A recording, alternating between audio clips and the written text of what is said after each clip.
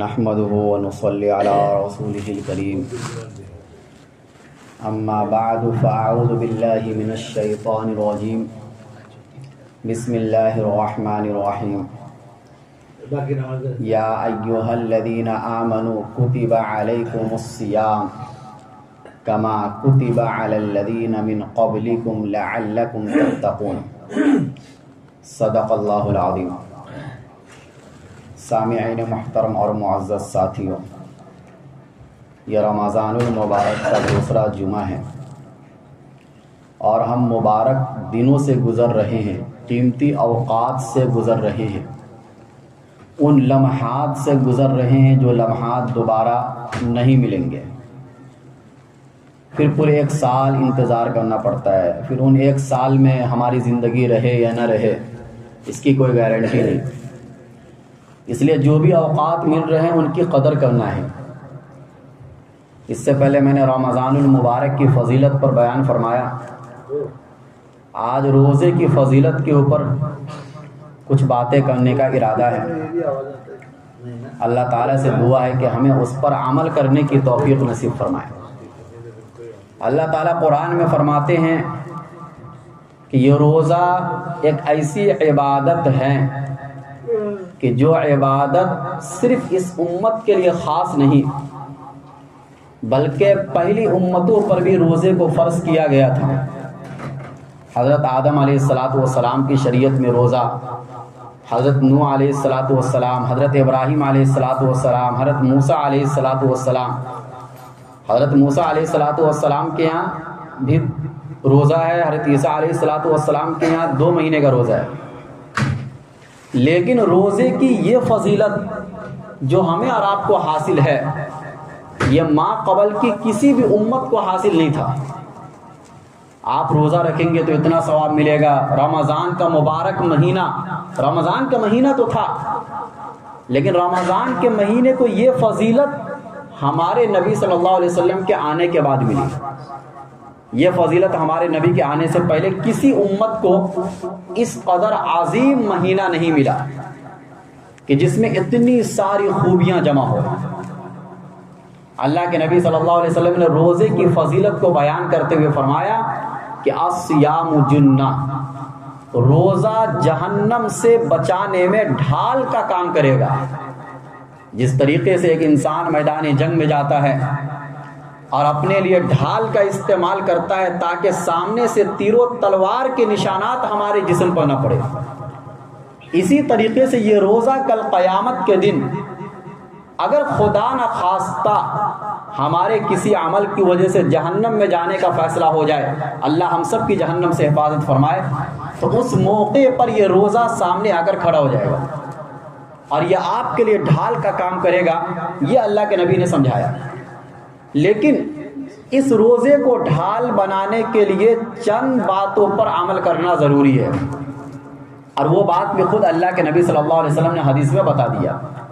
Number 1، فلا یرفث ولا یجہل، کہ روزے کی حالت میں بے حیائی والے باتیں نہ کرے، لغو باتیں نہ کرے، جہالت کی باتیں نہ کرے۔ وَإِنِ امْرُؤٌ قَاتَلَهُ أَوْ شَاتَمَهُ، اگر کوئی انسان روزے دار سے لڑنے کے لیے آئے، اگر کوئی انسان روزے دار کو گالی دے تو روزے دار یہ کہہ دے 2 مرتبہ کہ بھائی میں روزہ ہوں، میں تمہاری ان بکواسات کا جواب اس حالت میں نہیں دے سکتا۔ اس حدیث سے کیا پتہ چلا؟ اس حدیث جیسی اور بھی دوسری احادیث ہیں جس میں 2 باتیں خلاصے کے طور پر نکلتی ہے کہ اگر آپ اپنے روزے کی حفاظت کرنا چاہتے ہیں اور اس روزے کو جہنم سے ڈھال بنانا چاہتے ہیں تو آپ روزے کی حالت میں شہوانی باتیں اور شہوانی کام سے اپنے آپ کو دور رکھیے۔ اسی طرح درندگی والی باتیں اور درندگی والے کام سے اپنے آپ کو دور رکھیے۔ شہوانی بات سے مراد کیا ہے؟ شہوانی بات سے مراد اپنی بیوی سے ہنسی مذاق کرنا بھی روزے کی حالت میں منع نہیں ہے، لیکن روزے کو اگر وہ والا روزہ بنانا جو جہنم سے آپ کو بچا لے تو پھر آپ اپنی بیوی سے دل لگی والی باتیں بھی نہیں کر سکتے روزے کی حالت میں۔ اگر روزے کو مکمل افضل روزہ بنانا چاہتے ہیں دیکھو یہاں پر غیروں سے بات کرنے کی بات ہی نہیں ہے، بیوی سے بات کرنے کی بات ہے، جو کہ جائز ہے. لیکن جب آپ اللہ کے لیے روزہ رکھے ہیں تو اس حالت میں آپ کو کم سے کم بیوی سے دل لگی سے دور رہنا ہے، ہنسی مذاق سے دور رہنا ہے پورے دن، اور شہوانی کام سے بھی دور رہنا ہے. بوس و کنار کرنا یہ جائز ہے روزے کی حالت میں، اگر فتنے کا اندیشہ نہ ہو. اگر فتنے کا اندیشہ ہے تو وہ بھی جائز نہیں ہے، لیکن اگر فتنے کا اندیشہ نہ ہو، جائز ہونے کے باوجود آپ رک رہے ہیں تو آپ کا یہ روزہ ڈھال بنے گا کل قیامت کے دن. اسی طرح درندگی والی باتیں، درندگی والی باتیں کیا ہیں؟ گالن گلوچ کرنا، کسی کا مذاق اڑانا، غیبت کرنا، چگلی کرنا، یہ ساری چیزیں جو زبان سے متعلق ہیں، کسی کو تکلیف دہ باتیں کہنا، ان ساری باتوں سے روزے کی حالت میں آپ کو رک جانا ہے. اگرچہ یہ کام کرنے سے روزہ نہیں ٹوٹے گا، لیکن روزے کا جو اجر و ثواب قرآن و حدیث میں بتایا گیا وہ بھی نہیں ملے گا. ذمہ داری ہٹ جائے گی آپ کی. بس قیامت کے دن اللہ آپ سے یہ نہیں سوال کرے گا کہ آپ نے روزہ کیوں نہیں رکھا تھا، لیکن اگر آپ اللہ سے یہ کہیں گے کہ اس روزے کا اجر و ثواب کہاں ہے، اللہ کہے گا وہ نہیں ملنے والا ہے، کیونکہ تم درندگی والی باتیں سے اپنے آپ کو بچا کر نہیں رکھے تھے. لہذا ہنسی مذاق کرنا، غلط قسم کے ہنسی مذاق، اسی طریقے سے غیبت، چغلی، جھوٹ اور کسی کو غلط بات کہہ دینا، ان تمام چیزوں سے اپنے آپ کو پرہیز کرنا ہے. اور درندگی والے کام سے بھی اپنے آپ کو بچانا ہے، یعنی لڑائی کرنا کسی سے ہاتھ سے. یہ کام بھی روزے کی حالت میں عام طور سے ہوتا ہے. غصے کی حالت میں آدمی سو کے اٹھا غصے میں ہے، بھوک پیاس کی حالت ہے غصے میں ہے، تو یہ ہو سکتا ہے. اس لیے اللہ کے نبی نے پہلے منع کر دیا کہ اپنے آپ کو بچائے رکھنا ہے درندگی والے کام سے. اگر آپ یہ 4 کام کر لیں گے، اللہ کے نبی صلی اللہ علیہ وسلم نے بتایا کہ یہ روزہ آپ کو جہنم سے بچا لے گا. یہ 4 کام کرنے آپ کو ضروری ہے. روزے دار سے اللہ کتنی محبت کرتے ہیں آپ بتائیے. ایک دوسری حدیث میں اللہ کے نبی صلی اللہ علیہ وسلم نے فرمایا کہ والذی نفسی بیدہ لخلوف فم الصائم اطیب عند اللہ تعالی، کہ اس ذات کی قسم جس کے قبضے میں میری جان ہے کہ روزے دار کی منہ کی بدبو اللہ تعالی کے نزدیک مشک کی خوشبو سے زیادہ پسندیدہ ہے. کیوں؟ اس لیے کہ وہ اپنے کھانے کو، اپنے پینے کو اور اپنے شہوت کو صرف اللہ کی رضا کے لیے چھوڑ دیتا ہے. آپ اندازہ لگائیے کہ دیکھو روزے دار سے اللہ بہت محبت کرتے ہیں. چونکہ محبت ایک ایسی چیز ہے جو دکھتی نہیں ہے. اس کو سمجھانے کے لیے اللہ کے نبی صلی اللہ علیہ وسلم نے پہلے ایک مثال دی کہ جس طریقے سے ایک انسان کو خوشبو سے محبت ہوتی ہے، اور خوشبو میں سب سے اعلیٰ خوشبو مشک کی خوشبو مانی جاتی ہے جو کہ قدرتی خوشبو ہے. اس خوشبو سے انسان کو کتنا پیار ہوتا ہے. اللہ تعالیٰ کو اس خوشبو سے بھی زیادہ اس بندے سے پیار ہوتا ہے جو بندہ روزہ رکھنے کی وجہ سے اس کے منہ سے بدبو آتی ہے. یہاں پر بدبو سے مراد منہ کی گندگی کی بدبو نہیں ہے، بدبو سے مراد معدے کے خالی ہونے کی وجہ سے اندر سے ایک قسم کی بدبو اٹھتی ہے. تو یہ دیکھو روزے کا اثر ہے. یہ اس کو کیا کہا جاتا ہے؟ ایک تو ہے کہ منہ کے گندا ہونے کی وجہ سے آپ کے منہ سے بدبو آ رہا تو وہ گندگی کا اثر ہو گیا، لیکن معدے کے خالی ہونے کی وجہ سے جو بدبو انسان کے منہ سے نکلتی ہے وہ روزے کا اثر ہوتا ہے. اور جب اللہ روزے کے اثر سے اتنی محبت اور اتنا پیار کرتے ہیں تو آپ بتائیے کہ اللہ اس روزے دار سے کتنے محبت کرتے ہوں گے جو روزہ رکھا ہوگا. اس کے اثر سے اتنا پیار ہے. تو جیسے مشک کی خوشبو سے انسان کو اتنا پیار ہے تو مشک سے کتنا پیار ہوگا. اگر وہ چیز خود اپنے ہاتھ میں آ جائے تو ہم اس کو چھوڑیں گے. اسی طریقے سے اللہ اپنے بندے سے پیار کرتے ہیں. ایک دوسری حدیث میں اللہ کے نبی صلی اللہ علیہ وسلم نے فرمایا، حدیث قدسی ہے. حدیث قدسی یعنی وہ حدیث جس کی نسبت اللہ کی طرف ہو، کہ اللہ تعالیٰ فرماتے ہیں کہ الصوم لی وانا اجزی بی والحسنۃ بعشر امثالها، کہ روزہ میرے لیے ہے، اب میں خود روزے کا بدلہ دوں گا. دیکھو نماز کا بدلہ کیا ہے؟ جنت. زکوٰۃ کا بدلہ جنت. حج کا بدلہ جنت. یہ اعلان لکھ دیا گیا ہے کہ آپ یہ عبادت کریں گے آپ کو اس کے بدلے جنت ملے گی. اللہ کے نبی نے حج کے بارے میں فرما دیا کہ جو حج مبرور کرے گا اس کو جنت ملے گی. لیکن روزے کے بارے میں کہیں بھی حدیث میں آپ کو یہ تذکرہ نہیں ملے گا کہ انسان روزہ رکھے گا تو اس کو جنت ملے گی. پھر ملے گا کیا؟ اللہ تعالی نے فرمایا کہ اس کا اجر و ثواب میں نے نبی کو نہیں بتایا, اس کا اجر و ثواب میں نے فرشتے کو نہیں بتایا, اس کا اجر و ثواب اتنا ہے کہ انسان کو بتایا نہیں جا سکتا ہے, وہ میں خود دوں گا قیامت کے دن. اور اللہ تعالیٰ تو تمام بادشاہوں کے بادشاہ ہیں, وہ کتنا دیں گے, وہ کریم ہے, وہ سخی ہیں, وہ اتنا دیں گے جس کا ہم اندازہ نہیں لگا سکتے. اچھا, اس حدیث کا بعض محدثین نے یہ بھی ترجمہ کیا کہ الصیام لی وانا اجزا بی, کہ روزہ میرے لیے ہے, اب میں خود روزے کا بدلہ ہوں. مطلب کیا ہوا؟ یعنی ایک انسان اگر روزہ رکھے گا تو اللہ کو اس نے لے پا لیا, باقی عبادتوں کے کرنے پر آپ کو اجر و ثواب ملے گا جو اللہ دے گا, لیکن روزہ کے رکھنے پر آپ گویا کہ خود اللہ کو حاصل کر لیے. اور یہ تو ہر انسان کی سب سے اولین تمنا ہے. جنت میں جانے سے پہلے تمنا تو یہی ہے کہ ہمیں اللہ راضی ہو جائے ہم سے. اللہ مل گیا تو سب مل گیا, ساری کائنات مل گئی, پوری جنت مل گئی, سب آپ کا ہے, ہر اچھی چیز آپ کی ہے.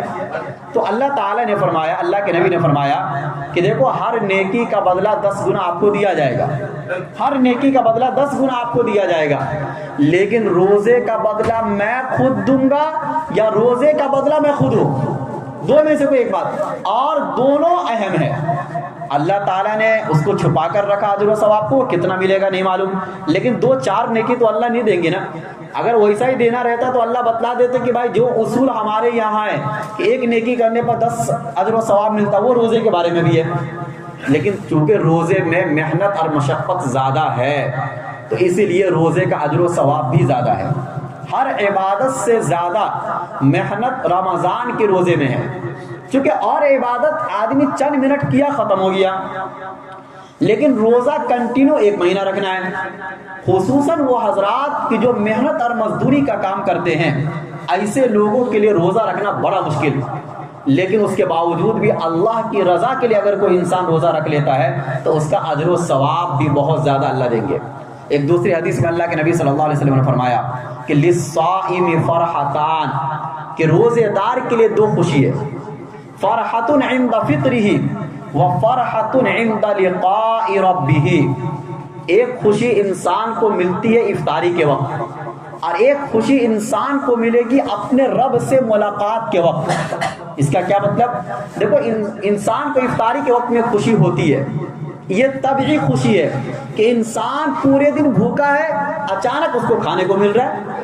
یہ ایک فطری خوشی ہے, نیچر کی خوشی ہے جس کو ہم اور آپ ختم نہیں کر سکتے. یہ کوئی عیب دار چیز نہیں ہے. انسان بھوکا ہے, اس کو کھانا ملے گا, خوشی ہوگی. تو ایک خوشی تو انسان کو افطار کے وقت ملتی ہے, اور دوسری خوشی روحانی خوشی ہے کہ جب رب کا دیدار ہوگا اس روزے کی وجہ سے, تو اس موقع پر ہمیں جو خوشی ہوگی اس کا ہم اندازہ نہیں لگا سکتے.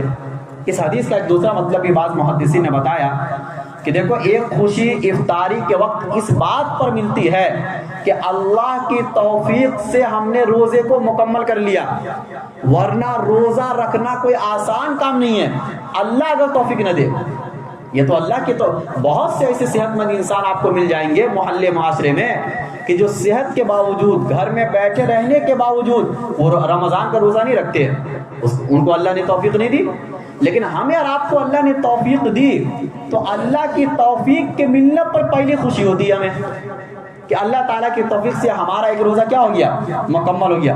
اب دیکھو افطاری کے وقت میں خوشی صرف روزے دار کو ہو سکتی ہے, غیر روزے دار کو خوشی نہیں ہو سکتی ہے. جو انسان صبح ناشتہ کیا, دوپہر کا کھانا کیا, کھایا, اس کو کیا خوشی ملے گی؟ اس کو تو عجیب سا لگے گا, مایوسی ہوگی کہ بھائی میں بیٹھا کیوں ہوں یہاں پر. تو خوشی اسی انسان کو ملتی ہے, ایک اندر کی خوشی ہوتی ہے. ایک تو یہ کہ چلو آدمی اچھا سامان دیکھ رہا ہے جس کی بنیاد پر خوشی ہو رہی ہے, لیکن روحانی خوشی, طبعی خوشی, قلبی خوشی, یہ خوشی صرف روزے دار کو ملتی ہے.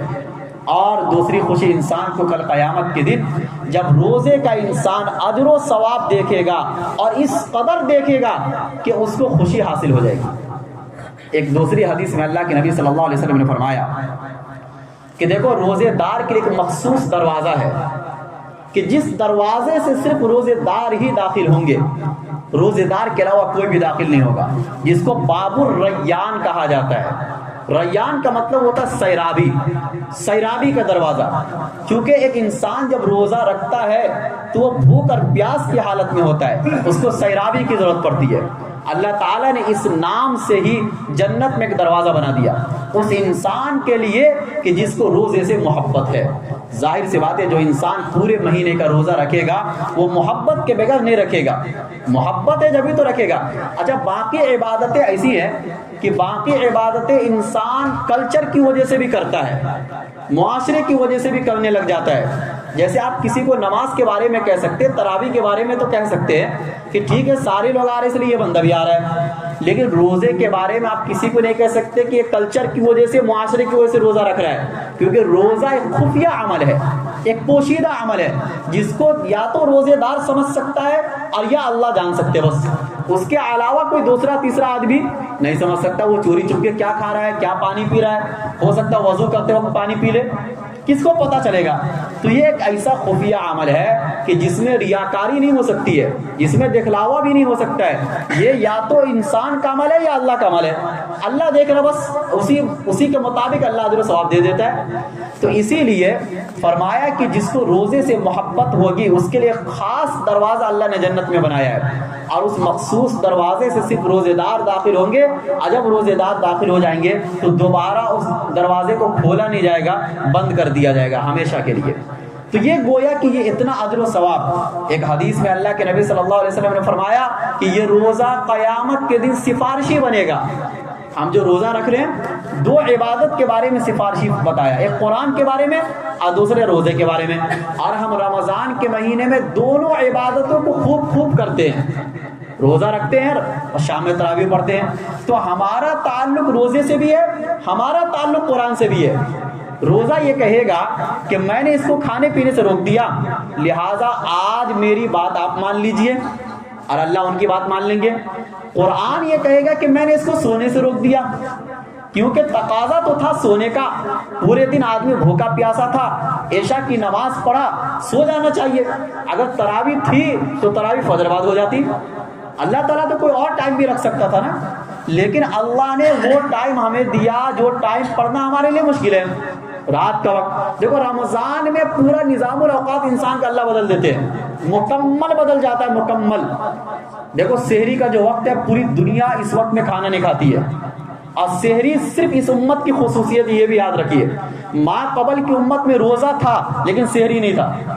آپ رات کا کھانا کھائے وہی کافی ہے، اسی کے ساتھ آپ کو اگلا روزہ رکھنا ہے. اور اسلام میں بھی شروع میں یہی تھا کہ ایک انسان رات کا کھانا کھایا سو گیا تو بس وہ اب دوبارہ نہیں کھا سکتا، وہ دوبارہ اٹھ کے نہیں کھا. شروع اسلام میں یہ تھا، لیکن اس کی وجہ سے صحابہ کو تنگی محسوس ہوئی. اللہ نے دوسرے پارے میں اس کا ذکر کیا مکمل. تو اللہ تعالیٰ نے کہا کہ مجھے معلوم ہے کہ تم سے نہیں ہو پائے گا، لہذا میں نے اس والے سسٹم کو ختم کر دیا. اب اصل یہ ہے کہ تم صبح صادق تک کھا پی سکتے ہو، صبح صادق سے تمہارا روزہ شروع ہوگا، غروب آفتاب تک روزہ رہے گا. یہ اللہ نے آسانی کر دی ہمارے لیے. تو کہنے کا مطلب یہ ہے کہ روزہ جو ہے نا روکتا ہے ہمیں کھانے پینے سے، قرآن ہمیں روکتا ہے سونے سے، اور یہ دونوں کل قیامت کے دن ہمارے لیے سفارش بنیں گے اللہ تعالیٰ کے سامنے. ایک حدیث میں فرمایا من صام رمضان ایمانا و احتسابا، کہ جو انسان رمضان کا روزہ ثواب کی امید سے یقین کے ساتھ رکھے گا. دیکھو روزہ اللہ کی رضا کے لیے انسان اگر رکھے گا تو فرمایا اس کے ماں قبل کے سارے گناہ اللہ معاف فرما دیں گے. ایسی نعمتیں اللہ ہمیں عطا فرما رہے ہیں. تھوڑی سی محنت کرنے پر، تھوڑی سی مشقت اٹھانے پر اللہ اس قدر اجر و ثواب ہمیں اور آپ کو دے رہا ہے رمضان کے مہینے میں. ایک دوسری حدیث میں اللہ کے نبی صلی اللہ علیہ وسلم نے فرمایا کہ دیکھو روزے کے برابر کوئی عبادت نہیں ہے. کن چیزوں میں؟ شہوتوں کو توڑنے میں. شہوت کو جس طریقے سے روزہ توڑتا ہے کوئی دوسری عبادت شہوتوں کو اس طریقے سے نہیں توڑ سکتی ہے. اور اجر و ثواب میں بھی روزے کے برابر کوئی عبادت نہیں ہے. اجر و ثواب اس قدر کہ قیامت کے دن آپ کا ترازو روزے کے اجر و ثواب سے بھر جائے گا، اس قدر اللہ اجر و ثواب دیں گے. لیکن اتنا اجر و ثواب کسی اور عبادت پر اللہ نہیں دیتا ہے. یہ اللہ کے نبی صلی اللہ علیہ وسلم نے فرمایا. ایک حدیث میں اللہ کے نبی صلی اللہ علیہ وسلم نے فرمایا کہ جنت میں ایک بالا خانہ ہے، اور وہ بالا خانہ کس کو ملے گا؟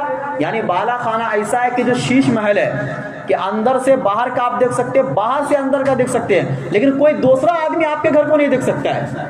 اللہ تعالیٰ کے لیے کوئی مشکل نہیں اس طریقے سے بنانا. آج کے زمانے میں ایسے سے بن جاتے ہیں, تو اللہ کے لیے کیا مشکل ہے؟ یہ کس کو ملے گا؟ صحابہ نے سوال کیا تو اللہ کے نبی صلی اللہ علیہ وسلم نے فرمایا کہ یہ اس کو ملے گا کہ جو دن میں روزہ رکھتا ہے, رات میں نمازیں پڑھتا ہے. اور یہ دونوں کام آسانی سے رمضان میں ہو سکتے ہیں, یہ دونوں کام. تو اگر ہم کو جنت میں بالا کھانا چاہیے تو ہمیں ان دونوں عبادتوں کو بہت محنت اور مشقت کے ساتھ انجام دینا ہے. تو رمضان, لیکن ایک چیز اور یاد رکھنا ہے کہ دیکھو ہر چیز کی ایک حقیقت ہوتی ہے اور ہر چیز کا ایک ظاہر ہوتا ہے. ہم روزے کی حقیقت کو پہچانیں. روزے کی حقیقت تقویٰ ہے. اسی بنیاد پر اللہ کے نبی صلی اللہ علیہ وسلم نے ایک حدیث میں فرمایا کہ کم من صائم لیس لہ من صیامہ الا الظما, کہ بہت سے روزے دار ایسے ہیں کہ جن کو بھوکے پیاسے کے علاوہ کچھ بھی نہیں ملتا ہے. یہ ان لوگوں کے بارے میں میں نے بتایا کہ جو درندگی والے بات, درندگی والے افعال اور شہوانی بات اور شہوانی اقوال سے اپنے آپ کو بچاتے نہیں ہیں, جو غیبت بھی کر رہے ہوتے ہیں, چغلی بھی کر رہے ہوتے ہیں, لڑائی پیٹ بھی کر رہے ہوتے ہیں, اور اپنی بیوی سے دل لگی بھی کر رہے ہوتے ہیں. یہ سارے کام روزے میں چل رہا ہوتا ہے. تو ظاہر سی بات ہے ان کو روزے کے علاوہ یعنی بھوک پیاس کے علاوہ پھر کچھ بھی نہیں ملے گا. اور بہت سے قیام کرنے والے, رات میں کھڑے ہونے والے ایسے ہیں کہ جن کو کھڑے ہونے کے علاوہ کوئی ثواب نہیں ملتا ہے. یہ وہ لوگ ہیں کہ جو آئے تو نماز پڑھنے کے لیے لیکن دکھلاوے کے لیے نماز پڑھ رہے ہیں, یا بے دل کا کھڑے ہیں, مقصد اللہ کی رضا نہیں ہے, تو پھر ایسے لوگوں کو اجر و ثواب نہیں ملے گا. اسی طرح ایک دوسری حدیث میں, بخاری کی حدیث میں, اللہ کے نبی صلی اللہ علیہ وسلم نے فرمایا کہ جو شخص روزے کی حالت میں لغو باتوں کو, بیکار باتوں کو اور جھگڑے اور جہالت کی باتوں کو نہیں چھوڑے گا تو اللہ تعالیٰ کو کوئی حاجت نہیں کہ اس کو اجر و ثواب دے. اللہ تعالیٰ کو کوئی ضرورت نہیں کہ اس کو اجر و ثواب دے.